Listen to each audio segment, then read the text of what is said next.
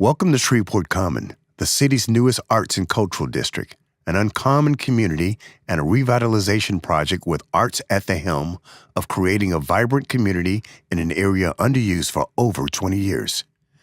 Urban green spaces are proven generators for economic, community, and cultural development. Within these 9 blocks, at the very heart of this new urban neighborhood is the first city and parish artist-designed Caddo Common Park. The shovel-ready design, funded by Caddo Parish Commission, was designed by local landscape architect firm Nicholas & Associates, in conjunction with architect Mike McSwain and a professional artist team, Bruce Allen, Jim Hayes, and myself, Brady Blade. Caddo Common is an exciting urban park with specific elements imagined by neighbors and the community, and designed with artistic integrity and sound design principles. The guiding concept for the design is recalling the past, looking to the future. Let's take a look. We begin at Central Art Station, restored in 2013 to its former 1922 glory. Adjacent to this Artist Resource Center and moving up Crockett Street, we see a sculpture garden. Next is the Art Bosca Cafe, an open area customized for the enjoyment of Shreveport's food truck fair. Then past the Ellipse, an open lawn and gathering space. Next you see the fountain point at the intersection of Texas Avenue and Cotton Street. And on around past historic Holy Cross Church to the Performance Pavilion, which sits as the focal point to the Ellipse. In the background, you see the iconic Municipal Auditorium, and across the street from the park is the 800 block of Texas Street. Let's take a closer look at the fountain point and curve in Clay Plaza. This multi-purpose fountain will be a relief from the surrounding area during everyday use. It can be used as a small performance space by turning off the waterfalls and taking advantage of the acoustic properties of the concave shape. The playful form and cutoffs allow for photo opportunities. The curve in Clay Plaza will also act as an outdoor gathering space for neighbors such as Holy Cross Church. What is the colorful stripe?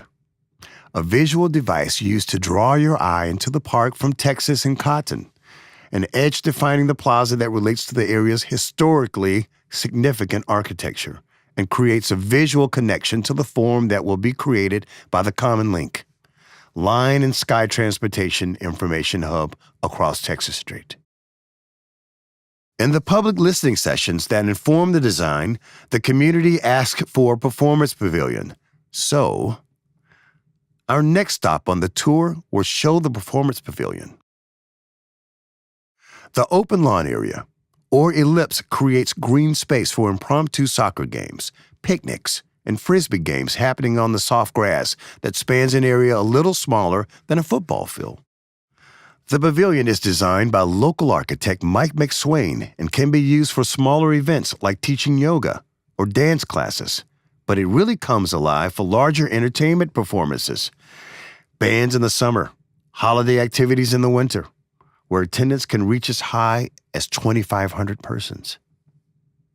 The pavilion has a sculptural form and sits on a small hill that is 2 feet above the lawn, elevating the stage, and depressed 4 feet below Cotton Street, so that the sound is directed toward the lawn. The structures on either side of the stage house restrooms, a green room, and storage areas. After throwing the football, watching a performance, or feeling the need to really get away for a break, it's time to grab something to eat. Welcome to the Art Boss Cafe. Every study of urban spaces over the past 40 years has shown that the one thing successful spaces have in common is food. A leafy bosque, which is a grove of trees, provides a space where food trucks can thrive, serving neighbors, downtown staff, and visitors as people have the opportunity to sit, eat, and relax under the shade of the trees. Some are real and some are public art pieces provided by artists. The food box is designed so that several food trucks can pull up curbside and plug in the electrical service, delivered via leading-edge technology, to open for business in an area where there are currently no food options for several blocks to service the employees of nearby businesses and the municipal's audiences. This space is visually connected to the sculpture garden. Enclosed and lockable at night, the sculpture garden's main entrance fronts Crockett Street. The entrance is framed by an arched structure recalling the bridges over the Red River. The walls create a sense of enclosure, yet are open enough to allow a feeling of safety. Existing concrete slabs on the site will be recycled for reuse in the walls of the sculpture garden. This is the secondary entrance into the garden from Central Art Station. The sculptures shown here are also just placeholders. Artist calls for new works, along with exhibitions of lone pieces, will populate the space. The sculpture garden will be opened for daily use, but can be leased for private events, such as weddings and receptions. We exit the sculpture garden on a boardwalk path to the mist structure and bioswale. The bioswale allows all of the rainwater from the lawn to be collected, flowing into a cistern located under the bioswale and recycled as irrigation water for the park. Plants native to the area are emphasized along the bioswale. The mist structure cycles on and off to provide a cooling, refreshing effect in the summer. Notice how the columns of the mist structure frame the distant vista. The pumps for the irrigation system create a babbling brook effect when the system is not being used for irrigation. The Shreveport community has asked for sustainable design and the bioswale, a rain collection and recycling device that functions in a more natural way than an engineered structure. This answers that call. Finally, we take a ride down Texas Avenue to glimpse a view of all the park's features.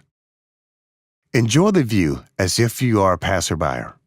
Imagine the park being used during the day by downtown business people for lunch, people picnicking on the lawn, or enjoying the performance at the pavilion.